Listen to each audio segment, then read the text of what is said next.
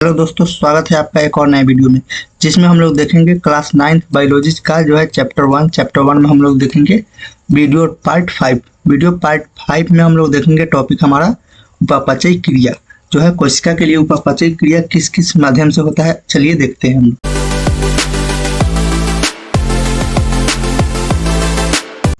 तो सबसे पहले है हमारा सांद्रता के आधार पर विलयन का प्रकार। इसमें हम लोग को क्या करना है, सांद्रता के आधार पर विलयन का प्रकार देखना है। तो यहाँ पॉइंट नंबर 1 है कि अल्प परासरण दाबी विलयन क्या होता है, यानी हाइपोटोनिक सॉल्यूशन क्या होता है, इसको समझिए। यदि कोशिका को तनु विलयन वाले माध्यम अर्थात जल में शक्कर अथवा नमक की मात्रा कम और जल की मात्रा ज्यादा है इसमें रखा गया है तो जल परासरण विधि द्वारा कोशिका के अंदर चला जाएगा। ऐसे विलयन को अल्प परासरण दाबी विलयन कहते हैं। क्या कहते हैं हम लोग? अल्प परासरण दाबी विलयन कहते हैं, हाइपोटोनिक सॉल्यूशन कहते हैं। इसका मतलब क्या है आप लोग समझिए। जब हम लोग शक्कर या नमक, शक्कर कहने का मतलब चीनी या नमक को जब हम अधिक मात्रा में जब जल में मिलाते हैं तो इस हम लोग विधि को क्या कहते हैं? परासरण विधि। और परासरण विधि के द्वारा यह क्रिया संपन्न होती है, उसको क्या कहेंगे? अल्प परासरण दाबी विलयन कहेंगे। आगे है यहाँ पे लिखा हुआ है इसके परिणाम स्वरूप कोशिका फूलने लगेगी। इसके परिणाम स्वरूप क्या होता है? कोशिका फूलने लगती है। चलिए हम लोग दूसरा पॉइंट यहाँ पे देख लेते हैं। तो हमारा दूसरा यहाँ पॉइंट है, कह रहा है कि समपरासरी दाबी विलयन क्या होता है, यानी आइसोटोनिक सॉल्यूशन क्या होता है। तो यहाँ लिखें, यदि कोशिका को ऐसे माध्यम विलयन में रखा जाए जिसमें बाह्य जल की सांद्रता कोशिका में स्थित जल की सांद्रता के ठीक बराबर हो तो कोशिका झिल्ली से जल में कोई शुद्ध गति नहीं होगी। ऐसे विलयन को समपरासरी दाबी विलयन कहते हैं। अब इसको समझिए, देखिए समपरासरी जो है दाबी विलयन, इसमें कहने का मतलब है कि यदि कोशिका को ऐसे माध्यम में विलयन में रखा जाए जिसमें बाह्य जल की सांद्रता कोशिका में स्थित जल की सांद्रता के ठीक बराबर मतलब सेम हो तो कोशिका झिल्ली में जल में कोई शुद्ध गति नहीं होगी। ऐसे विलयन को हम लोग समपरासरी दाबी विलयन कहते हैं। इसके परिणामी स्वरूप कोशिका के माप अथवा आकार में कोई परिवर्तन नहीं आएगा। समझिए आप लोग बात। चलिए अब हम लोग देखेंगे तीसरा पॉइंट क्या है हमारा? अतिपरासरण दाबी विलयन। तो यहाँ मतलब हाइपरटोनिक सॉल्यूशन, इसको हम लोग इंग्लिश में कहेंगे हाइपरटोनिक सॉल्यूशन। तो यहाँ लिखे हुए हैं, यदि कोशिका के बाहर वाला विलयन अंदर के घोल से अधिक सांद्र है तो जल परासरण द्वारा कोशिका से बाहर आ जाएगा। ऐसे विलयन को अतिपरासरण दाबी विलयन कहते हैं।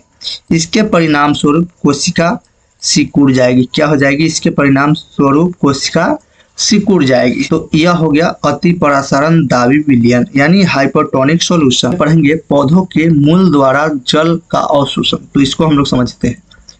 एक कोशिकीय अलवणीय जलीय जीवों तथा अधिकांश पादप कोशिकाएं परासरण द्वारा जल ग्रहण करते हैं।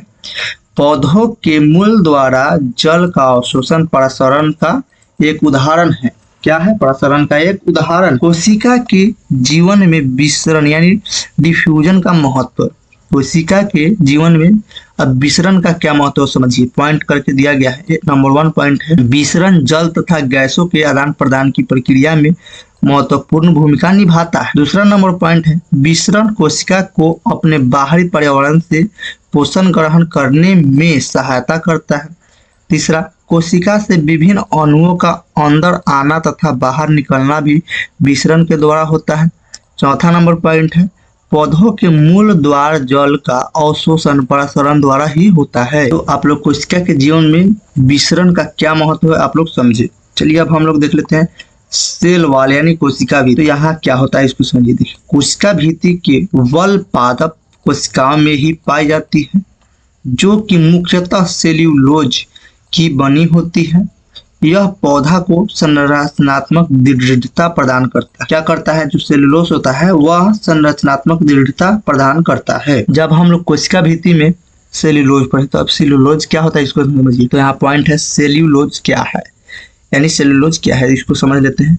यह एक विशेष प्रकार की जटिल कार्बोहाइड्रेट होती है जो पौधों में ही पाई जाती है तथा यह पौधों को संरचनात्मक दृढ़ता प्रदान करता है। क्या प्रदान करता है? जो है पौधों में संरचनात्मक दृढ़ता प्रदान करता है। सेल्यूलोज का पाचन सभी शाकाहारी जीव आसानी से कर पाते हैं, जबकि मनुष्य की आंत यानी इंटेस्टाइन इसका पाचन नहीं कर पाता है। ऐसा इसलिए है कि मनुष्य की आंत अन्य शाकाहारी जीवों की अपेक्षा छोटा होता है। जो हम लोग का जो है आंत है यानी मनुष्य का, वह अन्य शाकाहारी जीव की अपेक्षा क्या होता है? छोटा होता है। चलिए आगे हम लोग पढ़ेंगे। तो चलिए अब हम लोग जीव द्रव्य कुंचन समझते हैं, यानी प्लाज्मोलाइसिस क्या होता है। देखिए यहाँ लिखा है, जब किसी पादप कोशिका में परासरण द्वारा पानी की हानि होती है तो कोशिका झिल्ली सहित आंतरिक पदार्थ संकुचित हो जाती है।